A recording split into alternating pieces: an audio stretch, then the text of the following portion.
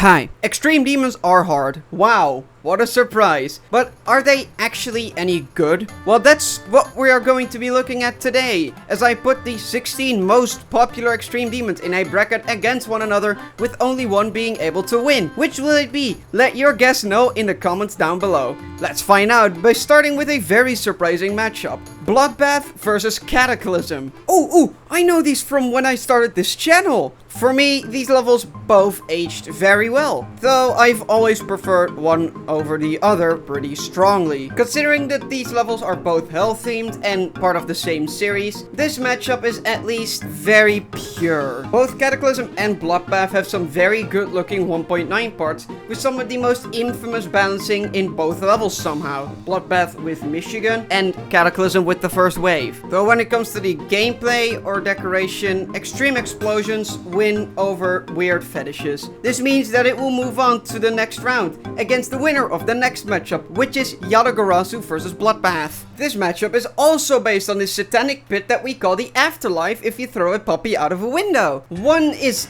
based on the terror of Birdemic, which is very scary, and the other one on your vampiric instincts. Creative Crows to me a bit more of a complete experience, while Piranha IRL is a far more intense experience, partially due to it being a remake of a level that is way better than it, and the fact that it's longer than Bird level. But me myself, I have always preferred animals over violence, so Yatagarasu moves on for me. Also because it's just a way better level in general, let's be honest. Speaking of better levels, Sonic Wave versus Slaughterhouse. Take the red pill or take the blue pill. 9 circles versus the level I'm not reviewing. Wow, look, Sonic Wave is the only level in these first 6 that isn't a hell-themed level. That is just so stupid and funny to me for some reason. Just you have all these generic ass hell levels with some of them being a lot better than others, and then you have this generic stupid 9 circles level just propped in there. Anyway, one of these levels is about the death of pigs,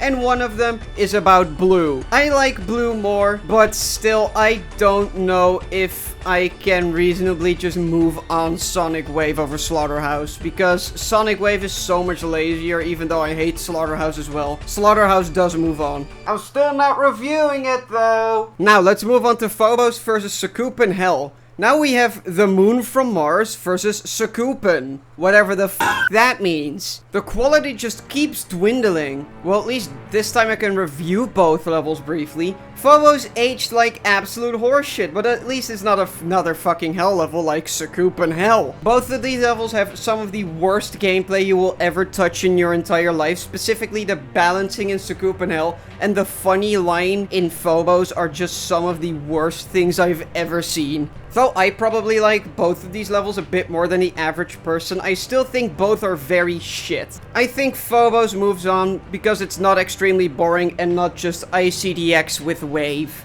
Let's move on to the second half. Hypersonic versus the Ultimate Face. Yeah, I'll just be honest, the second half of this gets a bit more wacky and a bit less hell-themed. So we have Sonic Wave on crack versus the level with the duel by that one guy that we don't talk about. Neither of these levels really have a lot of stuff that I'm very fond of, but at least one of these levels is remotely playable, which is Hypersonic. Plus, I think it has a lot more personality. Though the Ultimate Face is a lot more important to the game's history, the gameplay and the balancing and Zobros in specific are just so unbelievably fucking terrible. And this guy being involved also doesn't help, let's be honest. Hypersonic moves on, though it's a bit closer than I would have liked it to be. Panasonic versus Artificial Ascent. Do I need to talk about this one? Oh, yeah, I do. Okay. Well, we have Ew Gross Sonic series remake versus a very good level that is slightly flawed, but still very quality. This is a goddamn blowout. Artificial Ascent moves on. Next, we have Subsonic versus Black Blizzard. High-pitched sound versus the weather, which go together very surprisingly well. One of the two is part of a very inconsistent series of levels, the other is a thematic masterpiece. I don't think Subsonic aged very well, with parts like Samsar being awful. So for me, it's a very easy round once again, with Black Blizzard moving on. Now we have the last matchup, which is Red World Rebirth versus Tartarus, also known as Dumb versus Dumber. Both of these levels are very heavy on the ship. Plus, they both have dog balls gameplay. To make it even worse, both have very infamous swingcopters, which is a very surprising thing that they have in common. So the gameplay probably doesn't matter that much here. The thing that does matter a lot is the decoration, because it's just red versus slightly less red. I've always thought that Red World Rebirth looks absolutely horrendous, while Tartarus looks pretty okay for a 1.9 level. So there's a difference between looking like an eyesore and looking mid. So for me, Tartarus moves on to the next round. Now on to round 2, where the levels left battle it out for the title of the best popular Extreme Demon. Next up, we have Cataclysm versus Yatagarasu as the first second round matchup. Which one do I like more? Hell Disco or Birdemic? Both of these levels aged very well compared to their contemporaries, but for me, Cataclysm has always been the more interesting and experimental level, even if the gameplay isn't nearly as good. Cataclysm moves on for me, though it's very close. At least that matchup is more quality than Slaughterhouse versus Phobos. Here we do have two very historic levels, two defeaters of legends if you will, with Slaughterhouse beating Tartarus in difficulty after being verified definitely legitimately, and Phobos eventually defeating Bloodbath in difficulty after being verified by a very crazy man. Of course, at first Phobos was placed underneath Bloodbath and considered the easier of the two, but nowadays everybody has brain cells, so it's been switched around. I think both of these levels are like lemons, sour and only good in context. I personally think Phobos is better. Though it has aged a lot worse, it is a lot more interesting as a level and is to me a superior level overall.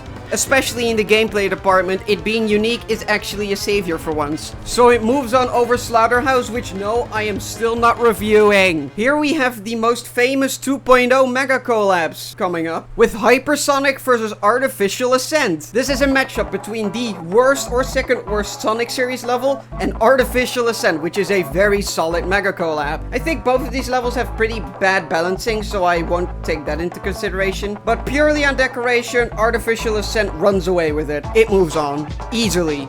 Black Blizzard versus Tartarus is up next. It depends on your preference which one you like more. If you like raw difficulty and bad gameplay, you will go for Tartarus. If you like unique theming and the weather, you will go for Black Blizzard. To me, I like Black Blizzard a lot more, despite the enormous controversies that happened along its verification. Though a level as mid and as boring as Tartarus has also had its fair share of controversies, Black Blizzard sweeps Tartarus in every regard to me, except for difficulty. Another Clash of the Titans is happening in round 3 with Cataclysm versus Phobos. One of these two is the most timeless Geometry Dash level ever made, and the other one is Phobos. It's very funny that Phobos got such an unbelievably easy couple of rounds at first, because he wouldn't have survived in any other environment in this entire bracket. This is by far the biggest blowout of this entire tournament. Cataclysm moves on without any sort of competition. Now we have what could have also very well been the last matchup of this entire bracket, with Black Blizzard versus Artificial Ascent. Both are very high quality 2.0 levels with their own positives and negatives,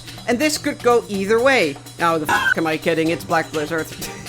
It's Black Blizzard. It's so much better. It is just a masterpiece in how to theme a level in Geometry Dash. It's basically the gold standard of themed levels. It moves on. Now to the grand finale, where we have the classic Cataclysm versus the masterpiece that is Black Blizzard. Both of these are very well-liked levels decoration-wise, but which one pulls it off better? Which one pulls off their themes better? I don't know. It's actually decently close for me. Cataclysm was released far before Hell Theme became a generic shit show, and to me it is still the gold standard of how a Hell level should be created. But then again, Black Blizzard isn't just a good level, it is not just a good themed level, but it's one of the best levels in this entire game. Still to this day, I do think that. So to me, Black Blizzard does win the entire bracket, though there's probably somebody out there who would pick Cataclysm, which I wouldn't blame them for. So yes, Black Blizzard is truly a god tier level. Congratulations. What bracket should I do next? Let me know, but that's for next time.